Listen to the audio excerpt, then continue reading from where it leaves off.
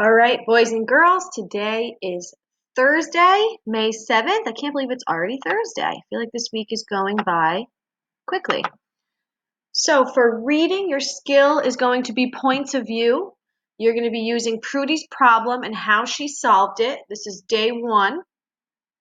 You will need an electronic device with sound. There's going to be a recognizing points of view chart and a Google Doc. So characters in a story do not always agree with one another. So for example, one character may be feeling excited to get a new puppy while the other character may be angry about that decision, right? So we might not always agree. We have different points of view. So you're going to use Prudy's problem to work on that skill today. That's a fun story. For writing, your skill is introductions. You need an electronic device with sound and the Google slide that you're going to fill in. So we need a good opening to hook our readers in. Some examples for our openings, for our interesting openings, could be a sound effect, your onomatopoeia, dialogue. You could start with somebody talking, a question right away, action right away, or a descriptive setting.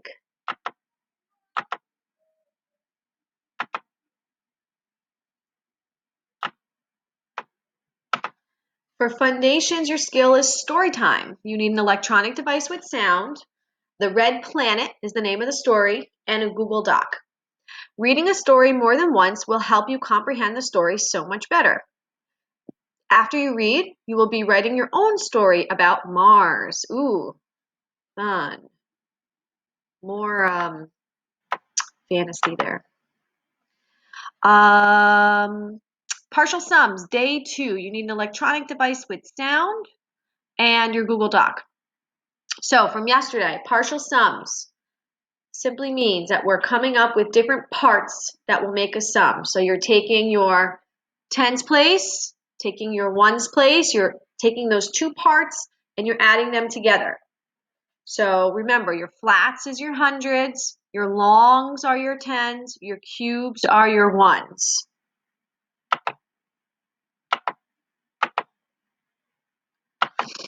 Okay, so I think drawing those base 10 blocks is very helpful. Okay, so there's no video to watch today. You can go back to yesterday's if you need to refresh your memory. You could watch the videos that I made. If not, there's just a quick little practice worksheet for you today. Now, we labeled this in social studies. This is going to be a little Mother's Day activity. Okay, so we're going to write Mom a little letter. Okay, Mother's Day is on Sunday, so let's show Mom how much we love her, right? She's working really hard, and we're going to make her like a nice card. Okay, so I'll show you that.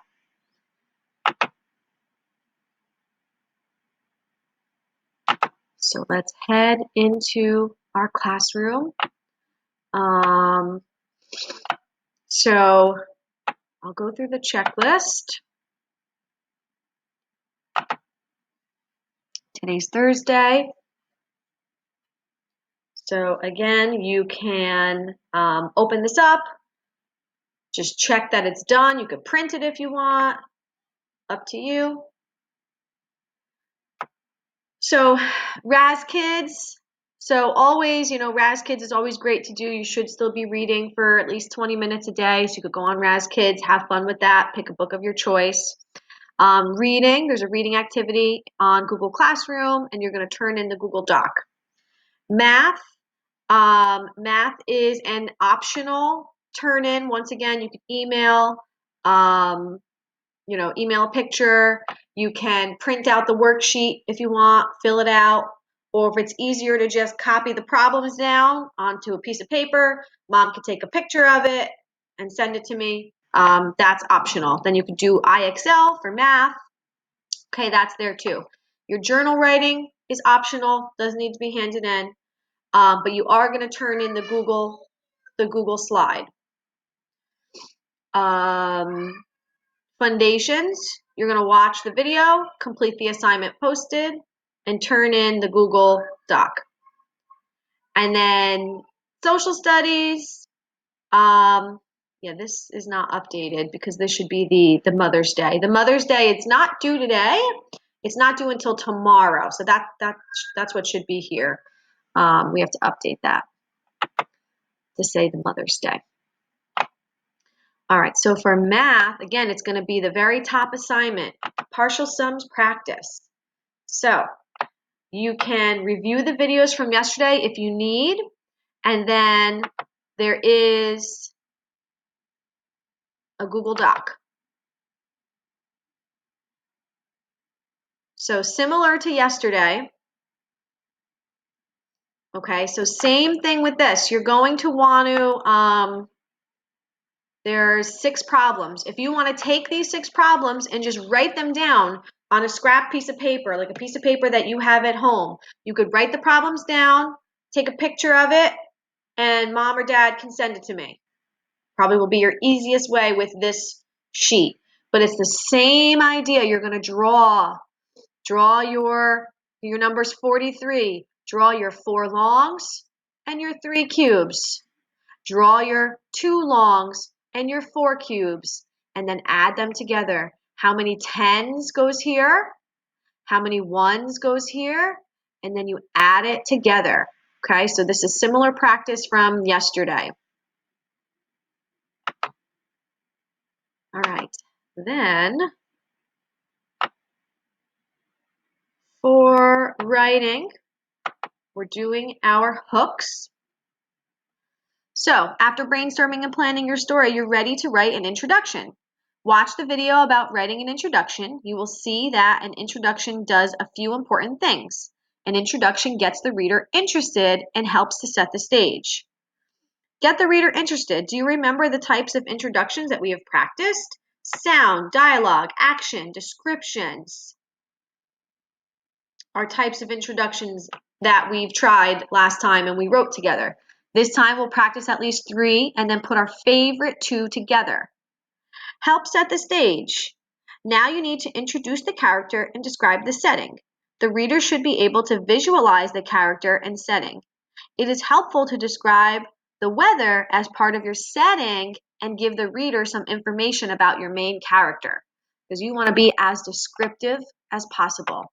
So there is a little 2-minute video on how to write the introduction, and then you have your slide. So you're going to try at least 3 different types of hooks. You're going to set the stage. All right, so this is helpful because it kind of tells you, okay, we want to get the reader interested. We want to help set the stage. Here's some examples that you can use: sound, dialogue, action, description. Now, I know this is teeny tiny, but there is an introduction, and it says, boom, oh no, was that thunder? Right, so that's a catchy hook. She was worried, uh-oh, maybe I should fly instead. Okay, I know it's teeny tiny. She's talking about her superpowers down there. Okay, she's flying with her superpowers. So it's teeny tiny, but as you continue on with the slide, you're going to see the examples a little bit larger.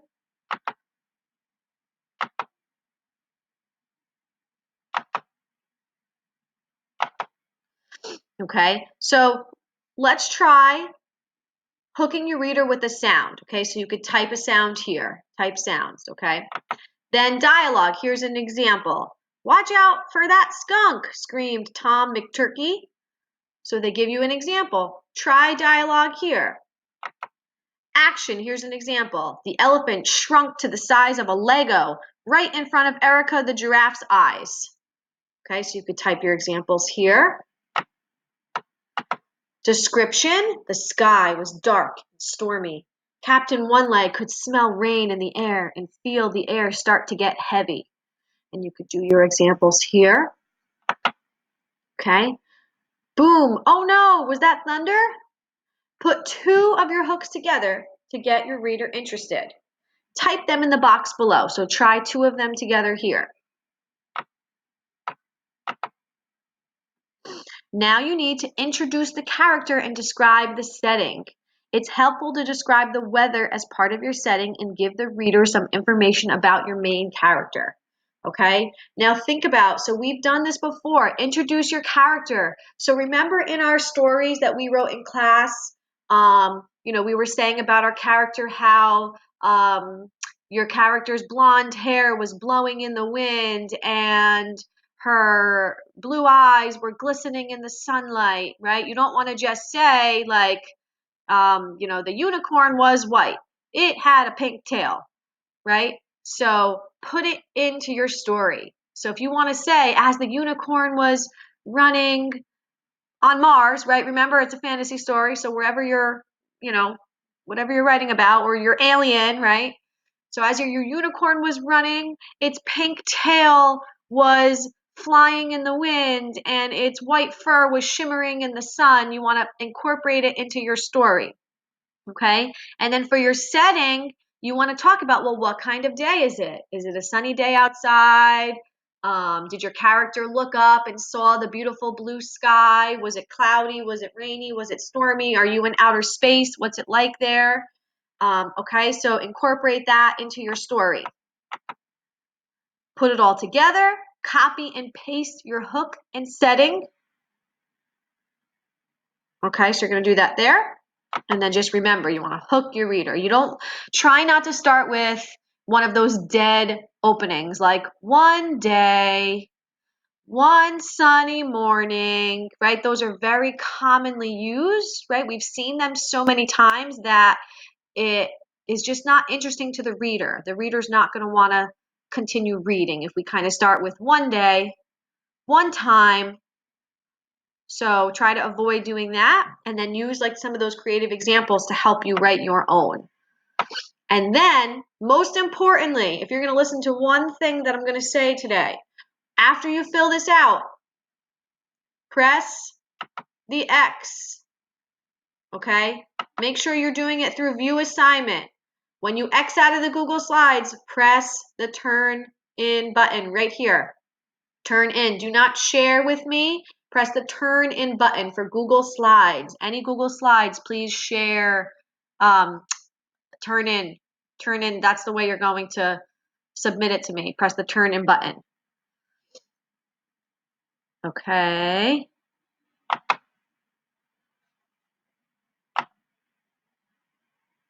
And for reading, all right, so point of view. So we have characters in a story do not always feel the same way about events that are happening in the story. Let's take a look at the different points of view of the characters in the read aloud below. So you're going to listen to Prudy's problem. This is a really fun story. Okay. Now, the video is 5 minutes. You can stop the video at the 3-minute mark, or you may listen to the whole story. I think you're really going to enjoy it. You're going to want to listen to the whole story and see how it ends. Look at the recognizing point of view chart. So there is a chart. Okay, so that's here. Watch Miss Manna's video example. So there's an example of how she did point of view. And then here's your doc that you're going to fill in. So again, you could press the turn in button here. Because this is not a Google slide, it's a Google Doc. You will have the option to see the turn in button pop up right here any moment.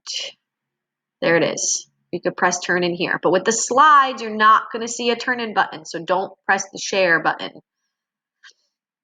Okay, so you're going to follow the directions on the Google Doc. Okay, it shows you where to type your examples. So follow the directions, and then you're going to turn it in.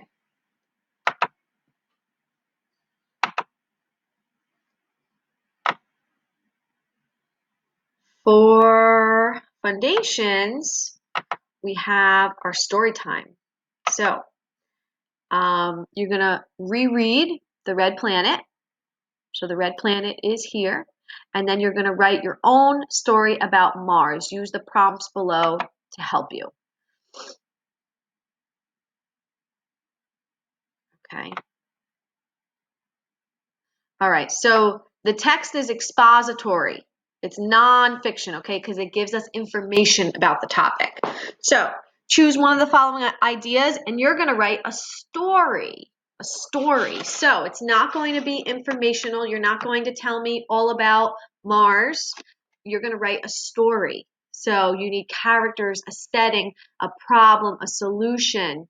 All right, so pick one. You travel to Mars. You move to Mars. Someone from Mars visits you on Earth.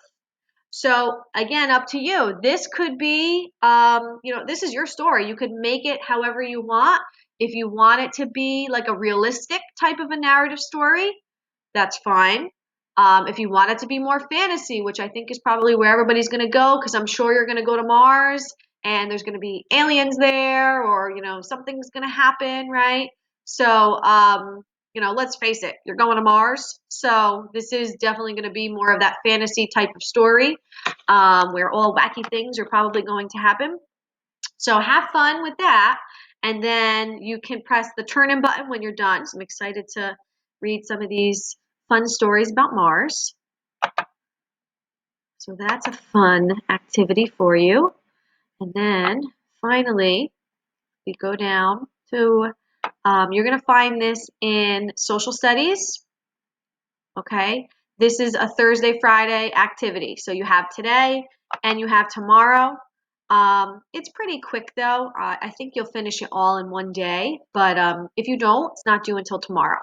So Mother's Day is this Sunday, and we cannot let it pass without letting our moms know how special they are to us. So please use the template below to guide you in writing a letter to your mother. Copy the sentences onto a separate sheet of paper and show off your fabulous handwriting. When you're done, make sure to add some color by tracing your words on in colored markers or pencils. Then on the back, you could draw a picture of you and your mom. Don't show your mom just yet. Give your letter to her on Sunday, on Mother's Day. So you can do it that way.